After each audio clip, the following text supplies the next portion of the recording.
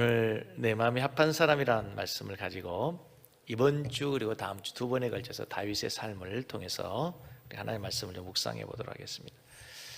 성경이 수백 명, 수많은 사람들의 인물이 등장합니다.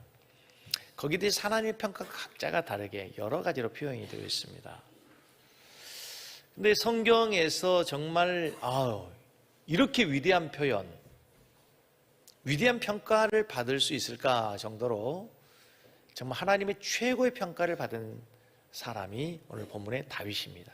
그렇죠? 다윗을 연구하고 또 다윗의 인생을 묵상하면 할수록 다윗이 정말 대단한 사람입니다. 그의 신앙의 깊이와 또 영성의 깊이가 우리가 생각하는 것 훨씬 더 이상입니다. 그래서 하나님께서 다윗을 향해서 오늘 뭐라고 표현하신가 하면은 놀라운 표현으로 다윗을 인정해 주는데 따라서 하겠습니다. 내 마음에 맞는 사람이다. 그러니까 옛날 성경에 내 마음이 합한 자라. 내 마음이 합하다. 내 마음에 맞다. 내 마음에 꼭 든다. 얼마나 좋은 표현이에요. 하나님이 내 마음에 꼭 맞는다. 아주 내가 다윗이 내 마음에 꼭 들어. 시편 89편 20절에 내가 내 종 다윗을 어떻게 했다고요? 찾아내어서 나의 거룩한 기름을 그에게 부었대요. 하나님 나라의 왕을 세우기 위해서 하나님이 찾고 찾아서 다윗을 찾아내어 거룩한 기름을 부었대요. 13장 22절 말씀, 다윗을 왕으로 세우시고 증언하여 이르시되 내가 이새의 아들 다윗을 뭐하니? 만나니. 내 마음에 맞는 사람에게 만나다라고 하는 헬라어 단어가 휴리스코라는 뜻인데요, 이 단어의 원래의 뜻을 어느 사전에 가서 보면 뭐라고 나오냐면 관찰하여 발견하다. 그러니까 아까 조금 전에 시편에 보았던 말씀 찾아내어라는 단어와 똑같은 거예요. 하나님은 온 땅을 두루 감찰하신대요. 근데 그 감찰하시는 가운데 하나님의 마음에 꼭 맞는 사람을 찾아 발견하셨는데 그 사람이 누구라고요? 다윗이었단 말이에요. 하나님 마음이 너무 좋으셨어요. 여러분, 이 말씀을 묵상하는 중에 이 말씀의 의미가 뭔가, 내 마음에 합한 사람을 딱 하나 찾았다, 이 말은 무슨 말이에요? 하나님 마음에 합한 사람이 많다, 적다? 적다는 거예요. 귀하다는 거예요. 찾기가 어렵다는 거예요. 이 한 문장에 하나님의 두 가지의 마음이 다 같이 있어요. 기뻐하는 마음과 안타까운 마음. 찾았다고 하는 기뻐하는 마음과 수많은 사람들이 하나님의 마음에 합하지 않다라고 하는 안타까운 마음, 슬픈 마음이 같이 있어요. 아무리 찾아도 마음에 맞는 사람이 없는데, 합한 사람이 없는데 내 종 다윗을 만나니, 드디어 만나니 참 좋다. 근데 여러분, 다윗 시대에 군사 숫자가 몇 명인가 하면 다윗 시대에 다윗이 하나님께 책망을 받지만 인구 조사를 했더니 군사들이 약 157만 명가량 돼요. 군사들이, 장정이. 그러니까 157만 명, 장정들, 군사에 나갈 수 있는 사람만 157만 명 중에 한 명이니까 얼마나 귀한 거예요. 이 땅에 많은 교회가 있는데 하나님 보시기에 꼭 맞는 교회는 과연 얼마나 될까요?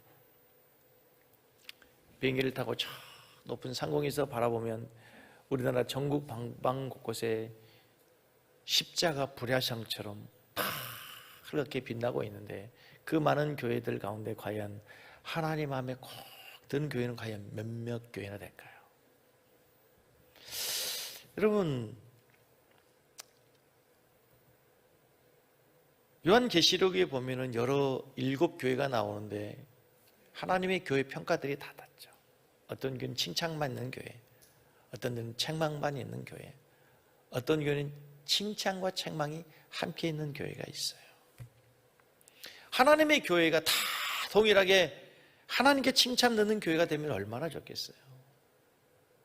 그런데 어떤 교회는 하나님 영광 받으시는 교회가 있고 어떤 교회는 하나님의 근심이 되고 하나님의 탄식이 되는 교회도 있다는 거예요. 유딘 피터슨이라고 하는 목사님이 이런 유명한 얘기를 했어요. 건강한 명사에는 형용사가 필요 없다. 아주 멋진 말이에요. 무슨 얘기인가 하면요, 엄마 하면은요, 좋은 엄마, 나쁜 엄마, 형용사가 필요 없어요. 엄마 하면요, 그냥 그 안에 다 들어있어요. 따뜻하고 자상하고 보고 싶고 그립고 평안하고. 그렇죠? 엄마, 더 이상 무슨 필요, 엄마 하면 되는 거예요. 근데 교회, 목사님, 성도 그 자체로 형용사가 필요 없어야 돼요. 근데 요즘 이상한 엄마들이 많아요. 여러분 얼마 전에 뉴스 보셨어요? 글쎄요, 엄마가 PC방에서 이 게임 하느라고 아이를 방치해서 아이가 죽었대잖아. 하도 이상한 엄마가 많아. 그래서 좋은 엄마, 그냥 교회 하면 끝나야 되는데 하도 이상한 교회가 많아. 그러니까 건강한 교회, 좋은 교회라는 수식어가 필요한 거예요. 아니 그냥 목사님 하면 돼야 되잖아요.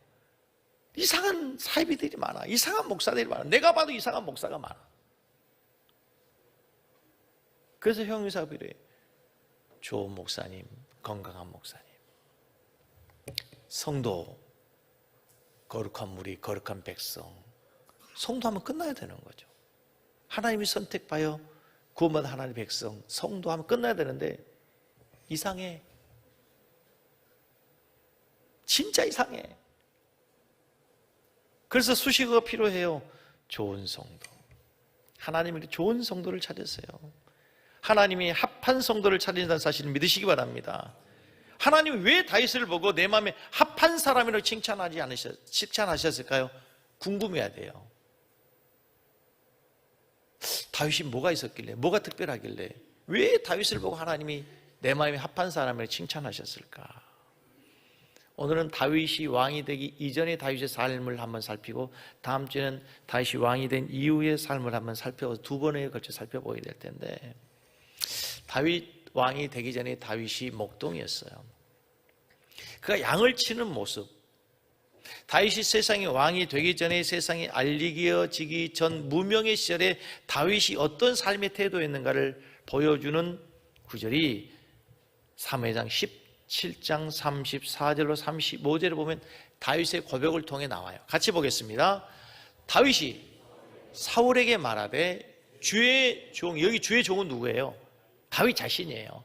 다윗이 아버지의 양을 지킬 때에 사자나 곰이 와서 양떼에서 새끼를 물어가면 내가 따라가서 그것을 치고 그 입에서 새끼를 건져내고 그것이 일어나 나를 해하고자 하면 내가 그 수염을 잡고 그것을 쳐 죽였나이다. 다윗이 자기의 삶을 고백하면 이렇게 얘기해요. 평소의 삶의 모습, 삶의 태도가, 내가 볼 때는 이 모습을 보고 하나님 보시기에 다윗이 하나님 마음에 꼭 딱 맞았던 것 같아요. 여러분, 양을 치는데, 다윗이 양을 치는데요, 많은 양을 치는 게 아니고 사무엘상 17장 28절에 보면은 몇 마리 양을 치지 않아요. 왜냐하면 다윗을 아버지도 형도 인정을 하지 않는, 별 볼일 없는 사람이었잖아요. 그래서 많은 양을 맡겨주지 않았어요. 우리로 지금 생각해 보면 한번 5마리, 10마리 이 정도, 많이 맡겨면 15마리 이 정도 맡겼을 것 같아요. 그런데 어느 날 양을 치는데 사자가 와가지고, 사자가 자기가 치는 양을 물어가는 거예요. 여러분 같으면 어떠시게 하시겠어요? 내 앞에 굶주린 사자가 내가 치는 양을 물어간다면 여러분 어쩌 하시겠어요? 뭘 어떡해요? 어쩔 수 없는 거 아니에요? 아니, 사냥개가 물어가는 게 아니고 굶주린 사자가 물어가면요, 어떻게 사자한테 뭘 어떻게 해요? 어쩔 수 없죠. 한 말이 이뤄야지. 보통의 사람들은 다 그렇게 생각할 수밖에 없어요. 그런데요, 다윗은 달라요. 다윗은 달랐어요. 여러분, 사자가 얼마나 무서운지 아세요? 그것도 굶주린 사자가. 우리가 늘 사자를 볼 때 동물원에 갇힌 사자만 봐서 그렇지, 진짜 굶주린 사자가 동물원이 아니라 들판에서 산속에서 사자를 만난다면 진짜 본능적으로 도망갈 거예요. 그렇죠? 걸어만 낯설래라고. 그런데 다윗이 도망가는 게 아니라 달라서 사자를 쫓아가서 그 양의 새끼를 구해왔다는 거예요. 이 말이 무슨 말인가, 이 마음이 어떤 말인가 하면요, 저희 딸이 셋이 있고요, 막내딸이 나오고 삽니다. 이제 가을도 되고 해서 에버랜드를 놀러 갔어요. 어떻게 하다 보니까 얘가 어떻게 하다 보니 그 에버랜드 사자들 노는 사자굴에 빠졌어요. 어떻게 해야 돼요? 어떻게? 이를 어째? 어떡하지? 이를 어째? 여러분은 그럴 수 있어요. 저는 어떻게 해요? 아니, 우리 딸이니까 여러분 느낌이 안 오는군요. 여러분의 손자가 빠졌다고 생각해요. 어떻게 하겠어요? 사자가 됐건 곰이 됐건 호랑이가 됐건 그건 상관이 없어요. 어떻게 가서든지 새끼를 데리고 오는 거예요. 바로 그 말이에요. 그 말이란 말이에요.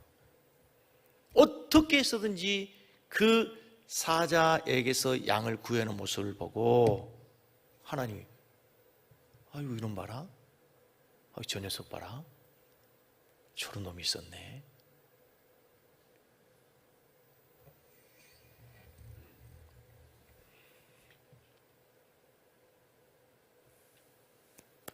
다윗은 양을 치는 것이 아니라 자기 새끼, 자기 자식을 치는 것처럼 양을 돌본 거예요.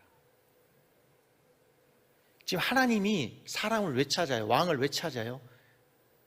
성경에 보면 이스라엘 백성을 하나님께서 나의 양이라 그래. 내 양을 맡겨야 되는데 내 양을 자기 새끼처럼 돌봐. 내 마음에 딱 맞는 거지. 내 마음에 딱 맞는 거예요. 그래서 야, 내 종 다윗을 만나니 내 마음에 그놈 합하다. 참, 내 마음에 든다. 이령서이가 무슨 말이냐면 작은 것은 작은 것이 아니다라고 그랬어요. 영어 단어 small 단어 모르시는 분 없죠? 한번 보여주시면. 근데 저 이 단어 보고 깜짝 놀랐습니다. small, 작다는 뜻이죠. 근데요, 여기에 맨 마지막에 all이 있습니다. 스몰에 작은 것에 모든 게 다 들었습니다. 모르셨죠? 좀 놀래기 해보세요. 놀래기. 스몰이라는 단어에 all이 들어있네. all이 다 들어있어. 모든 것에, 작은 것에 다 들어있어요. 가끔 사람들이 말해요. 그거 하나 보고 판단하지 마세요. 그거 작은 거 하나 보고 저를 함부로 판단하지 마십시오. 아니에요. 그런데요, 사실은 그거 하나에, 작은 것에 그 사람의 전부가 다 들어있을 수 있어요. 여러분, 우리가 건강검진하는데요, 피를 뽑는데 피를 다 뽑지 않아요. 그냥 조금 뽑아요. 주사기 바늘 하나로 뽑아요. 그 작은 피 샘플에 내 건강에 모든 게 다 들어있어요. 다 볼 필요 없어요. 한강물의 오염도를 측정하는데 한강물 전체 오염도 측정하지 않아요. 그냥 샘플 한 그릇 떠서 그걸 검사하면 한강 전체 수질이 나와요. 무슨 말이에요? 우리의 작은 한 일, 작은 하나의 행동, 그거 보면요, 그 사람이 누군지 안다니까요. 하나님은 다윗의 그런 작은 일을 보셨어요. 양치는 그 모습을 보면서 장차 그가 임금이 되었을 때도 어떻게 할 것인지 하나님은 그걸 보신 거예요. 태도가 고도를 결정한다는 말이 있어요. 여러분의 지금의 태도가 이 다음에 여러분 어디까지 올라갈 수 있는지 고도를 결정해 버린단 말이에요. 얼마나 무서운 얘기인지 몰라요. 하나님은 다윗의 그 모습을 보고 그를 높이기로 결정하셨다는 거예요. 그래, 이 말을 다른 말로 표현하면 따라서 하겠습니다. 작은 일에 충성하라. 여러분, 작은 일에 충성하시고 작은 일에서 인정받으십시오.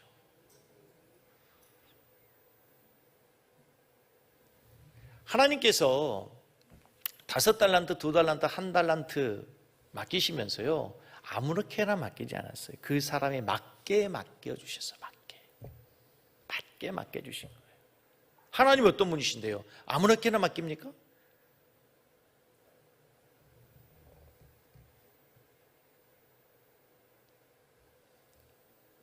다윗의 삶의 태도는 작은 일에 충성한 거예요. 양떼 하나를 꼭 자기 자식 돌보듯 했어요. 성경 요셉의 이야기 잘 아시죠? 요셉이요, 아버지의 사랑을 받는 아들이었습니다. 채색옷을 입는 아들이었어요. 근데 어느 날 억울하게 애굽의 노예로 팔려버립니다. 얼마나 억울합니까? 대부분의 사람들은 망가진 삶을 살 거예요. 신세 한탄하면서, 형님 원망하면서, 원수 갚을 거라고 생각하고 이를 가며 살았을 거예요. 부정적이고 반항적 삶을, 비뚤어진 삶을 사는 것이 대부분일 거예요. 그런데 요셉은 달랐어요. 그 자리에 성실해요. 인정받아요. 보디발에게 가정의 총무로 돼요. 얼마나 신실했던지. 근데 또 억울하게 왕의 제수들을 가두는 감옥에 또 갇히게 되죠. 근데 거기 가면 이제 두 번째 또 억울한 일 당하네. 도대체 내 인생은 왜 이렇게 안 풀리는 거야? 나는 도대체 왜 이래? 하면서 또 망가진 삶을 살 수도 있잖아요. 근데 거기서 또 성실해요. 또 거기서 인정을 받아요. 형통케 되었더라 그래요. 거기서 보디발의 집에서 인정받고 감옥에서도 인정받으니까 결국 하나님께서 애굽의 총리가 되게 애굽을 맡기는 거예요. 애굽을 맡기는 거예요. 작은 일에 충성했더니, 인정받았더니 어느 날 갑자기 애굽의 총리가 되는 게 아니에요. 여러분 그거 아십니까? 여러분, 제가 목사인 제가 여러분의 신앙생활을 보면요, 여러분의 직장생활을 대충 유추해 볼 수 있습니다. 여러분의 교회 생활을 보면 여러분의 학교 생활, 여러분의 가정 생활을 대충 짐작해 볼 수가 있어요. 근데 그 짐작이 틀리지 않아요. 왜냐면요, 그 삶의 태도는 어디에서 가든 똑같아요. 뭐 하나 하자 하면 핑계가 그렇게 많아. 바쁘다고, 피곤하다고, 친정 가야 된다고, 시댁 가야 된다고, 요즘에는 강아지 때문에 못 간다고. 하나님의 일이 강아지 일만 또 못합니까? 회사에서도 상자가 무슨 얘기하면요, 네 알겠습니다가 아니고, 오늘 약속이 있는데요, 피곤한데요, 내일 아닌데요. 그 사람은 분명히 그런 사람이에요. 잘 들으셔야 돼요, 여러분.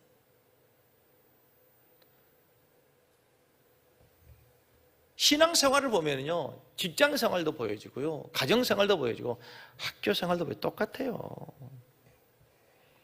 제가 옛날에 친구들과 모여서 대화하다 그랬습니다. 이제 무슨 얘기 하다가 안산의 동산교회 김인주 목사님 얘기가 나왔어요. 제가 그랬습니다. 그 목사님은 목회 안 해도 뭘 해도 사과장수에도 성공했을 뿐이다. 그분 열정적인 거 아시죠? 그분의 삶의 태도는 그거예요. 뭘 해도 열정이고 뭘 해도 부지런하고 똑같아요, 여러분. 자, 두 번째, 도대체 다윗의 어떤 부분이 하나님 마음에 합했을까? 뭘 보고 너 진짜 내가 찾는 사람이야 했을까?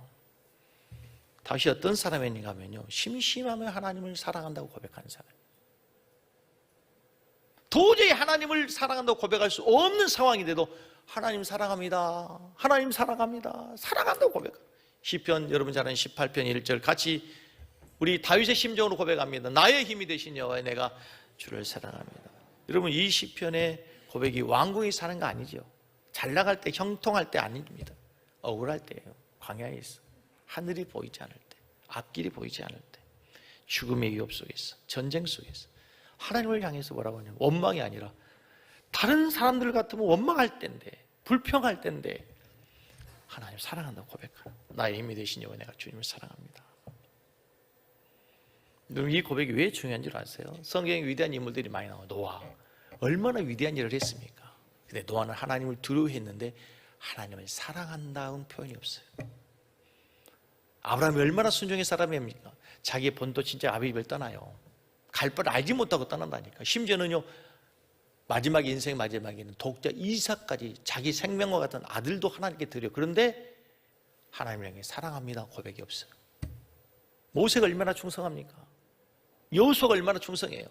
그런데 그 누구도 하나님을 향해서 구약에 사랑합니다 사랑합니다 표현이 없어요. 모세가 그렇게 충성해 있는데 히브리서 말씀에는 그는 종으로 충성해. 종으로 사환으로 일했다고 해요. 근데 들판을 치던 목자가 하나님 사랑합니다, 나 하나님 최고입니다, 하나님 없이면 안 됩니다. 뭐 하나님 말씀에 하나님 보기에 무슨 이런 애가 있어, 이런 애가 있어. 다윗의 고백 한번 보시겠어요? 여러분이 하나님이라면 이런 고백을 한 다윗을 보고 뭐라고 말씀하시겠어요? 시편 27편 4절 내가 여호와께 바라는 한 가지 일이 있는데 내가 내 평생에 여호와의 집에 살면서 여호와의 아름다움을 바라보며 그의 성전에서 사모하는 것이다. 여러분이 하나님이라면 이런 고백을 하는 다윗을 보고 뭐라고 하겠어? 야, 너 참 내 마음에 든다. 계속 봐요. 시편 80편 4절 주의 궁전에서 한 날이 다른 곳에서 첫날보다 나은즉 악인의 장막에 거함 못한데 하나님 문지기로 있는 것이 좋습니다. 하나님, 나는 하나님 좋아요. 나는 주님의 궁전에 문지기라도 줬사오니 나 일평생 주님 전에 살고 싶어요. 주님 떠난 세상에 나 첫날 사는 것보다 차라리 하루 주님의 전에서 주님과 함께 살고 싶어요. 이렇게 하나님 사랑한다고 고백하는 다윗, 하나님 마음에 다 드는 거죠. 드는 거예요. 여러분, 다윗이 얼마나 실수가 많은 사람입니까? 여러분 잘 아는 씻을 수 없는 우리 안에 밧세바를 범한 사람이에요. 그리고 다윗 때문에, 인구조사 때문에 여러분 몇만 명이 죽어요. 엄청난 하나님의 진노를 받은 사람이에요. 그런데도 불구하고 하나님께서 내 마음이 아픈 사람이다. 왜 그런가 하면 하나님의 일을 하는 사람, 하나님의 일을 맡길 사람은 일을 좋아하는 것보다도 하나님을 사랑해야 가능한 거예요. 여러분 잘 아시는 예수님이 마리아 집에 방문했을 때 마리아는 예수님 말씀만 듣고 마르다는 일을 했어요. 그렇죠? 여러분 마르다는 일만 했어요? 마리아는 예수님 말씀만 들었을까요? 여러분 예수님 가시고 난 다음에 설거지 누가 있을까요? 여러분 한번 상상해 보세요. 지금 마르다가 화가 잔뜩 났잖아요. 자기는 혼자 일했다고. 예수님 가시고 나서 설거지 던지면 설거지는 이제 네가 해. 그러지 않았을까요? 그때 마리아가 뭐라고 그랬을까요? 언니가 하다니 거니까 언니가 계속해. 뭐 그랬을까요? 그래 언니, 설거지는 내가 할게. 그러지 않았겠어요? 그러니까 마리아는 말씀 듣고 은혜 받았더니 예배도 드리고 그 다음에 봉사도 하는 거고, 하나님을 사랑하지 않고 은혜 받지 못한 마르다는 뭐만 한가요? 봉사하다 끝난 거예요. 그것도 끝까지 못하고 절반만 하고 끝난 거예요. 이게 우리 신앙에 너무 중요해요. 여러분 너무 중요해요. 여러분 절대 은혜가 없을 때는 주방이가 봉사하지 마세요. 자칫 잘못하면 시험 들어오고 갑니다. 토요일날 청소하라고 셀리더들이 부르잖아요. 은혜 없으면요 차라리 미리서 셀리더 목사님 말씀에 나 은혜 없어가지고 봉사 못하겠어. 그 대신 그러면 그렇고 다 그럼 다 봉사 못하고 안 되냐? 나 새벽 예배 나갈 거예요. 철야 예배 나갈 거예요. 그렇게 하고 셀리더한테 못하겠다고 하세요. 은혜 받아야 된다고. 어떻게 그렇게 해보실래요? 무슨 얘기인지 아시죠? 지금 제가 억지로 얘기하는 것 같지만 은혜가 먼저라는 거예요. 사랑하는 게 먼저란 말이에요. 이 실패한 베드로 예수님 찾아갑니다. 다시 양을 맡기시기 전에 확인하는 게 있어요. 너 내 양 사랑하냐? 이렇게 묻지 않아요. 뭐라고 얘기하죠? 너 나 사랑하느냐? 그러니까, 예, 내가 주님 사랑합니다. 내 양 먹게라. 내 양 맡길게. 내 양 쳐라. 다시 너 나 진짜 사랑해? 아니 주님 내가 진짜 사랑해. 그래 내 양 맡길게. 내 양을 쳐라. 이렇게 말씀하는 거죠. 주님이 양을 맡기시면서 너 내 양 사랑해? 이렇게 묻지 않으신단 말이에요. 주님을 그렇게 사랑한다고 시도 때도 없이 고백하는 다윗에게 하나님의 양들을 하나님의 나라를 맡길 수밖에 없는 거예요. 내 마음에 딱 맞는 사람.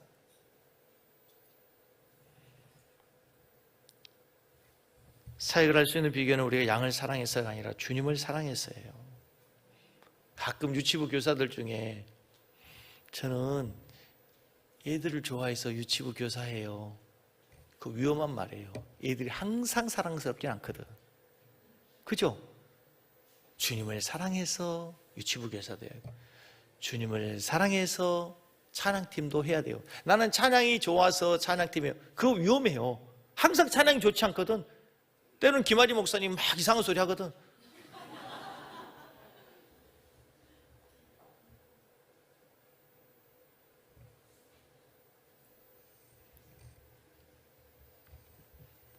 우리끼리니까요. 목사도 성도들이 항상 사랑스럽지 않아요. 그래서 제가 목회할 수 있는 건요, 주님을 사랑하기 때문에. 예, 다른 건 다 생각하지 않고 우리 목사님 우리를 사랑하지 않는데 주님 사랑하기 때문에 사랑하는 거예요. 주님 사랑하기 때문에.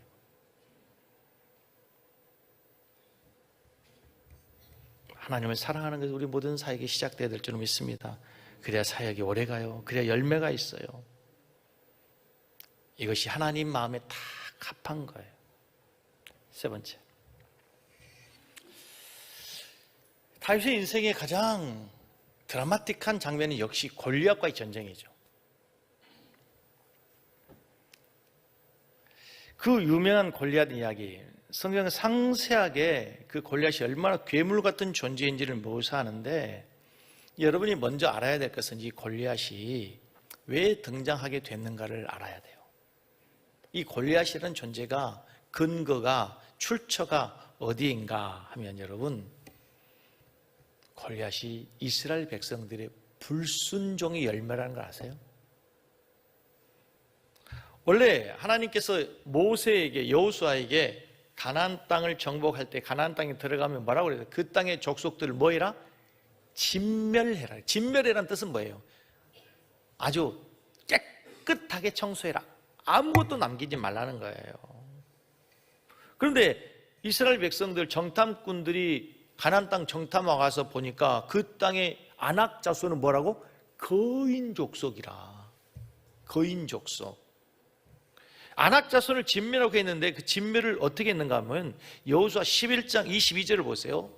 이스라엘 자손의 땅에는 아낙 사람들이 하나도 남지 아니하였는데, 어디에 남았나? 이들을 진멸했어야 되는데 남았어요. 어디에? 가사와 가드와 아스돗에 남았다. 이 사람들이 블레셋 사람들이 된 거예요. 이제.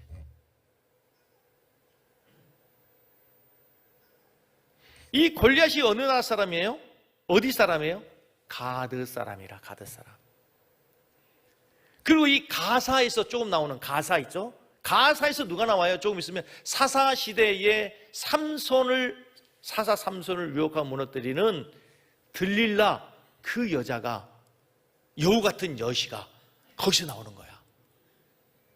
그러니까 여러분, 이스라엘 불순종이 만들어낸 열매, 블레셋의 가드 사람,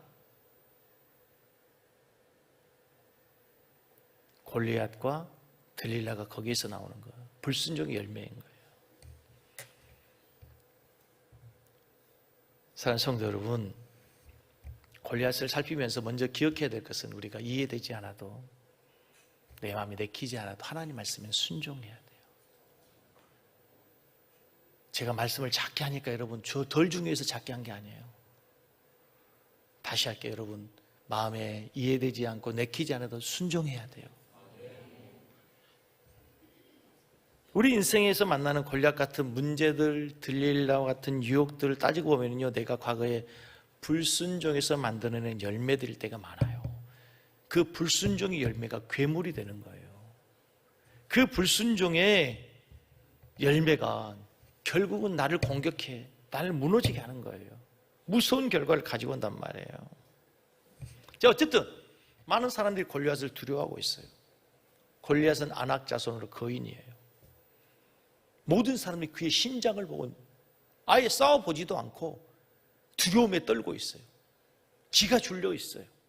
모든 사람이 다 우리는 죽었다고 생각하고 있어요. 싸워볼 생각도 못해요. 골리앗의 신장을 보고 모든 사람이 다 겁먹고 전의를 상실하고 도망가고 있단 말이에요. 그때 다윗이 나타나 다윗만 달라요.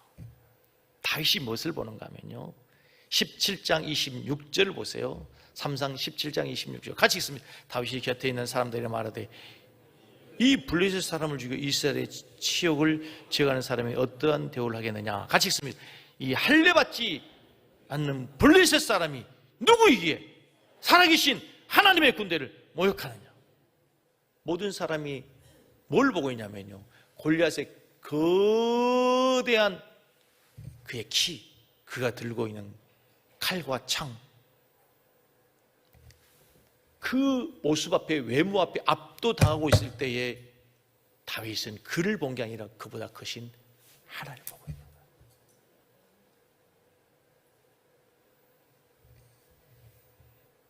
이 할례받지 않는 블레셋 사람이 누구이기에 그를 거인이라고 얘기하냐. 뭐라고 해요? 할례받지 못한 놈이라고 얘기해요.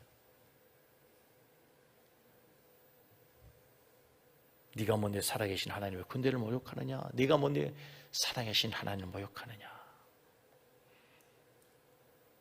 그리고 얘기하죠. 나가죠. 이제 너는 칼과 창과 단창으로 내게 오거니와 나는 만군의 여호와의 이름으로 네가 모욕하는 이스라엘 군대 하나님의 이름으로 내게 나간다. 모든 사람이 다 그의 용모와 신장을 보는데 단 한 사람 다윗만이 하나님을 봐요. 그보다 크신 하나님을 의지해요. 그보다 크신 하나님의 이름이 모욕당하는 것에 의분과 분노, 거룩한 분노를 느끼고 그를 향해 나가는 거예요. 네가 뭔데 하나님을 모욕해? 그 모습 보고 하나님 뭐라고 생각해요? 옳거니 네가 내 마음을 시원케 하는구나. 옳거니 네가 내 마음에 딱 맞는 사람이다. 내가 찾는 바로 그 놈이구나.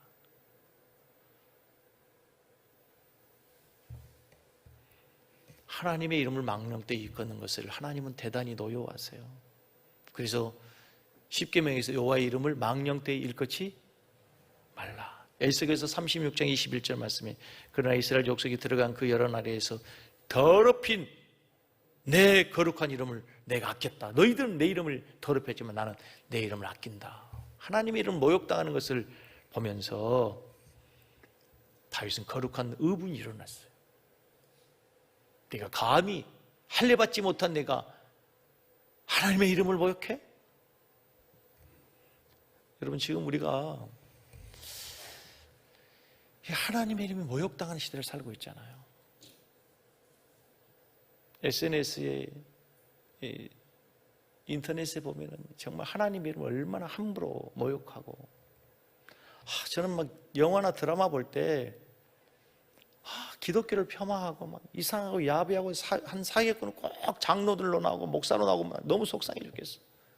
막 이상한 장면에서는 뭐 이 잡사들이 나와가지고 막 할렐루야 하고 그랬는데 막 진짜 속상해 죽겠어. 여러분 그거 보면서 그냥 어떠세요? 그냥 너무 속상하지 않으세요? 뉴스에 막 그냥 뭐 신천진이 뭐 통일교회 나와가지고 하면 사람들은, 세상의 사람들은 다 똑같은 교회로 온단 말이에요. 너무너무 속상해. 너무너무 속상해. 여러분, 광장으로 하나님 모이라고 하지 않았어. 교회로 모이라고 해서 광장으로 모이지 마세요, 여러분.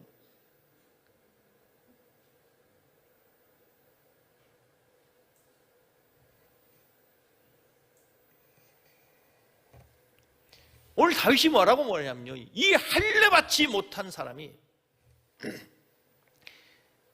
성경이 이렇게 됐지만 실제로 다윗은 뭐라고 했을까요? 저 할례받지 못한 놈이 그랬겠지요. 할례받지 못하신 분이 그랬겠어요?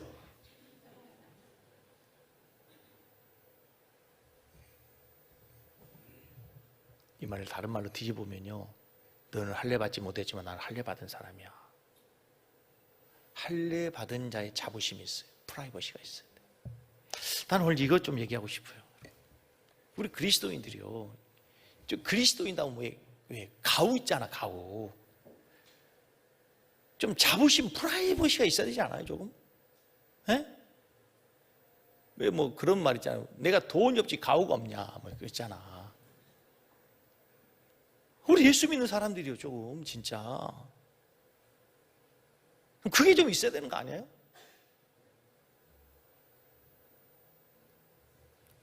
오래된 영화인데 친구란 영화에 그런 장면 나오죠. 장동건하고 뭐 유호성 주인공 나온 거 있잖아요. 그 마지막 장면 부분에 이렇게 나오잖아요.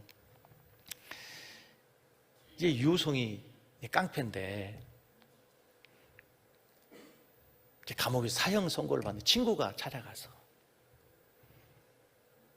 유호성이 모든 걸 다 뒤집어 쓰고 사형 선고를 받으니까 친구가 찾아와서 유호성이 이렇게 얘기해요. 니 와 그랬노? 너 왜 변명 안 해? 네가 다 그런 거 아니잖아. 왜 네가 그 죄를 다 뒤집어 쓰래요? 왜 그래 너? 그랬더니 유호성이 이렇게 합니다. 건달이 쪽팔리게. 나 진짜 이거 보고 은혜 받았어. 건달이 쪽팔리게. 야, 건달도 자존심 있잖아요. 응? 건달이 쪽팔리게 말이에요. 이 말을 바꾸게 목사가 쪽팔리게, 대섬기는 교회 장로가 쪽팔리게, 새로 임직받은 우리 안수입사 권사님들이 쪽팔리게 말이야. 내 말 아니에요. 그 지금 유호성이 하는 얘기를 그대로 한 거예요. 진짜 우리가 할례받은 자, 그리스도인이라는 거 아니에요? 예수 믿는 사람 아니에요? 하나님 자녀 아니에요?